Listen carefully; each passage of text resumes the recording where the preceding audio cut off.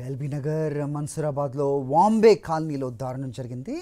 ప్రేమించి పెళ్లి చేసుకుంటే కట్నం తేవాలంటూ భర్త వేధిస్తున్నాడని యువతి ఆత్మహత్యకు పాల్పడింది. 30 లక్షల కట్నం కావాలంటూ నిత్యం గంగోత్రిని వేధింపులకు గురిచేసేవాడు భర్త భాను.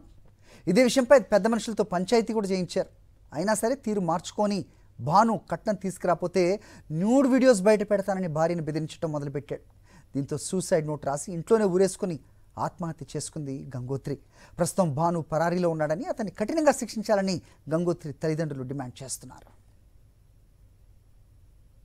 భాను అక్కడ సొంత ఇల్లేనంట, చిన్న రావిరాల కాడ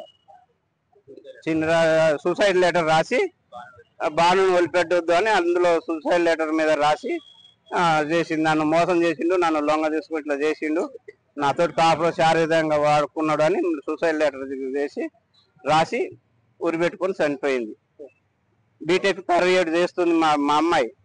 బీటెక్ ఫ్లవర్ స్టూడెంట్, బీటెక్ థర్డ్ ఇయర్ చేస్తుంది.